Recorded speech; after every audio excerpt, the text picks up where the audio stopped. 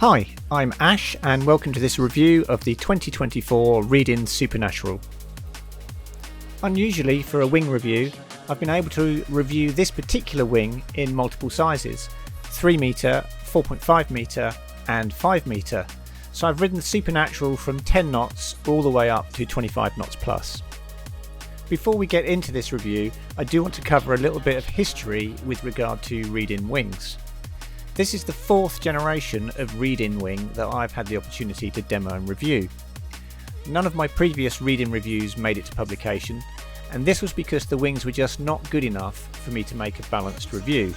There were too many negatives, not enough positives, and as a result, review feedback just went straight back to the manufacturer.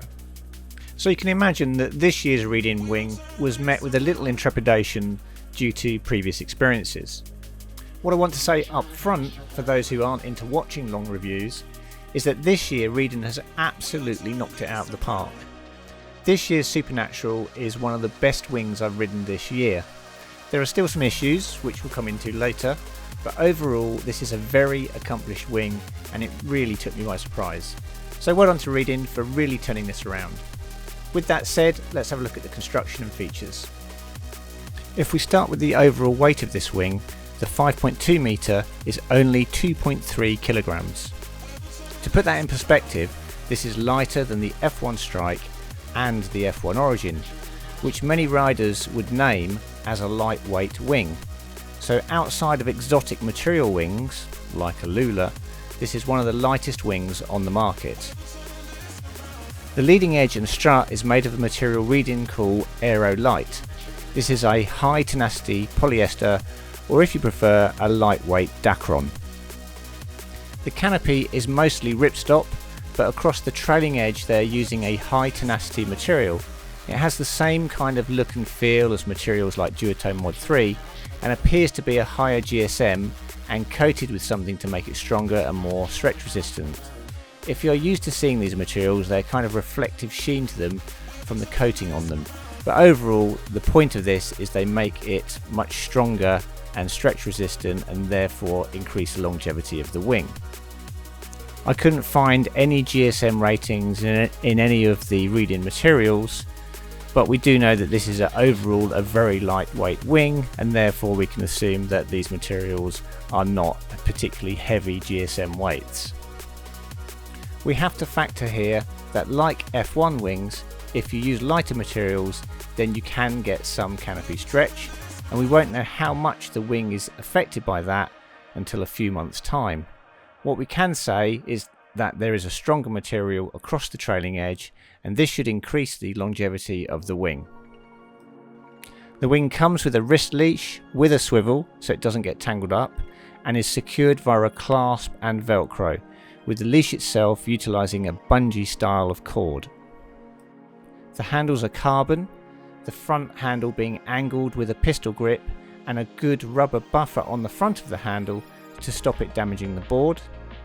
The carbon handles are oval where your fingers go and squared off towards the palm, so they're not just an ordinary oval shaped handle. They are covered with a kind of cloth grip which is quite comfortable and has a nice feel to it. I would say that overall I prefer just an oval handle rather than this kind of squared off shape on the rear, but overall the handles were comfortable and nice to use. Also, they weren't of a size that caused you grip problems, so they were quite easy to hang on to in stronger winds, and I think they would also be fine in winter using gloves. The front flag handle is very solid and provides ample control of the wing, whilst also providing the usual soft patch to stop knuckle abrasion. It is a single valve inflation system with inflation to 8 psi, and a locking off clip is provided to isolate the strut from the leading edge. The valve is the same valve used on Ensis wings. In my experience these work well, but they are slightly unusual with not many other manufacturers choosing to use this type of valve. My main gripe with this type of valve is that in winter with cold hands it can be difficult to undo the valve screw top. Aside from that, they work very well. If you fly from a sandy beach, you do need to be careful to stop sand going into the bladder, as the valve hole is quite large when the wing is deflated and the pressure valve is open. The canopy itself has a nice tension in the first quarter of the canopy from the leading edge, and then softens out into a slightly looser canopy towards the rear. It's not a super tight canopy like some wings, and there is definitely some looseness in the canopy towards the trailing edge. The trailing edge has 3 large soft battens per side to stop trailing edge flutter. There are also radial seams at the strut rear and the wingtips to manage load in those high tension areas. The wing has very minimal Kevlar reinforcements on the wingtips, strut end and the last few segment seams on the leading edge. It is enough, but not so much that reinforcements are starting to impact overall weight. The overall construction is clean, with nice stitching, and the overall fit and finish is very good. We don't quite have the build quality that you would see on something like an Ozone wing, but the overall build quality is still very well done, very nicely executed, and I don't have any complaints looking at it from a point of view of construction.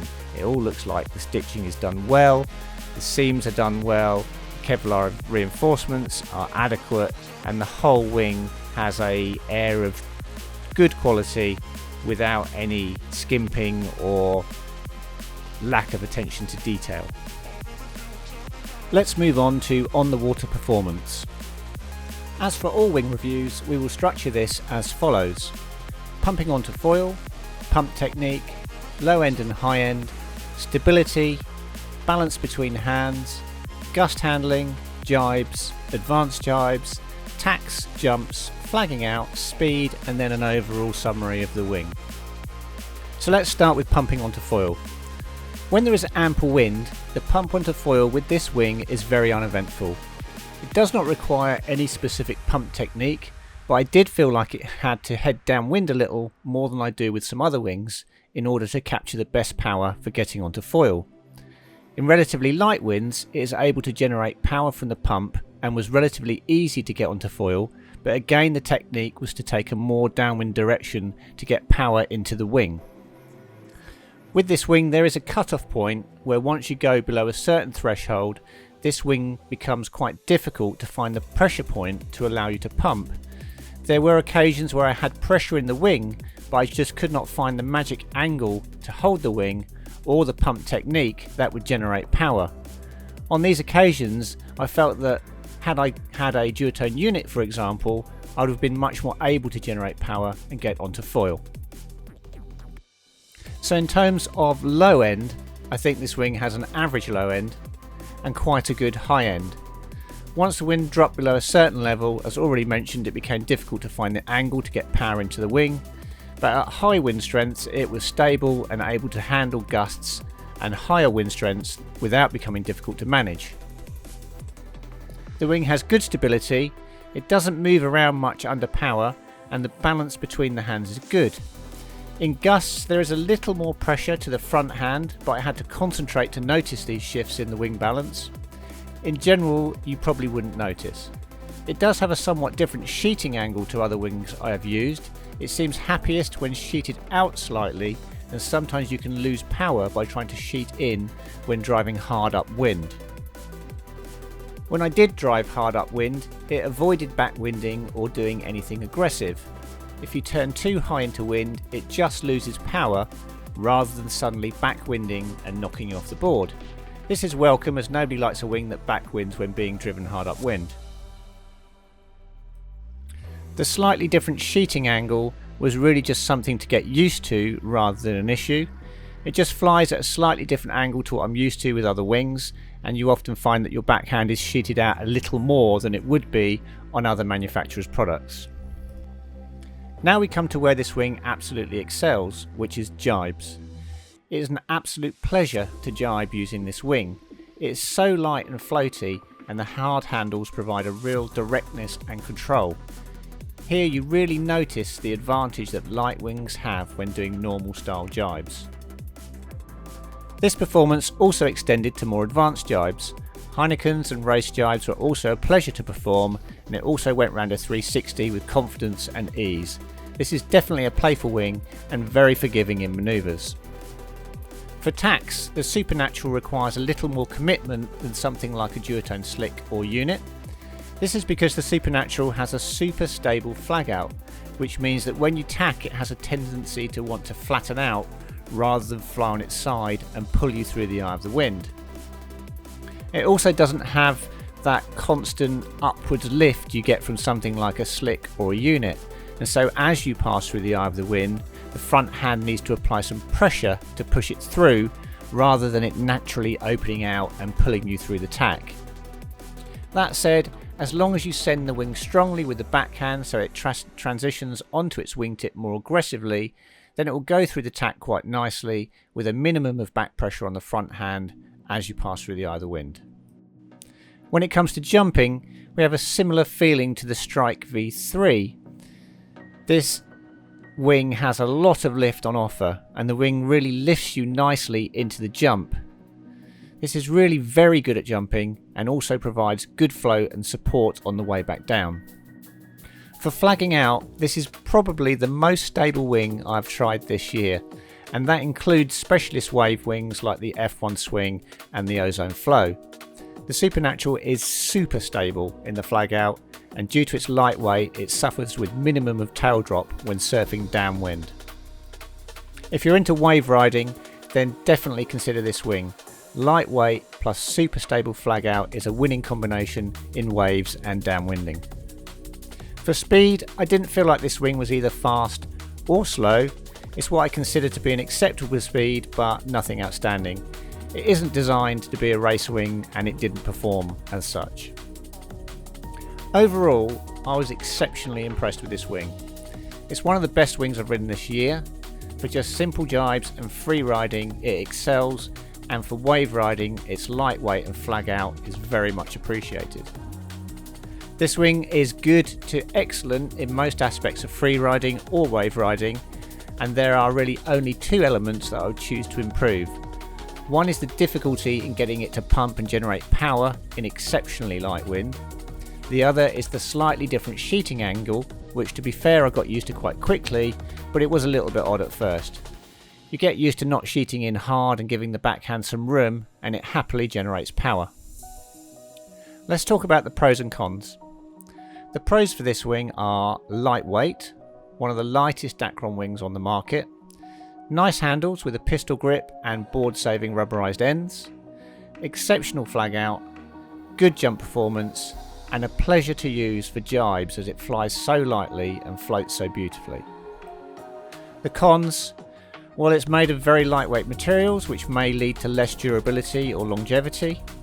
It has this slightly different sheeting angle to other wings, which you just have to get used to over a couple of sessions. And it has a slightly lackluster, very light wind capability, so if you're someone who is always riding in extremely light winds, then you may want to consider that. In summary, this wing was a welcome surprise for me, having tried previous Reedin wings that were generally heavy and unwieldy to use. Reedin have listened to customer feedback and produced a really good wing. If you like wings that fly like the F1 wings but want better handles, lighter weight and a better flag out, well, that's what you have here. This wing really reminded me of F1 wings and how they fly, but with some welcome improvements, especially with the hard handles and without making the wing heavier as a result. If you are shortlisting wings, then I would certainly recommend giving the Reedin SuperNatural a try. One of the best wings I've used this year, and a significant turnaround for Reedin and their wing products. Lastly, I'd like to thank the Watersport Centre for allowing me to test a full quiver of Reedin wings in varying conditions and varying wind strengths, and if you want to show them some love, then I'll provide their links in the video description. If you haven't subscribed, then please do so, it really helps the channel. If you have subscribed, then thank you for your support, and I'll see you on the next video.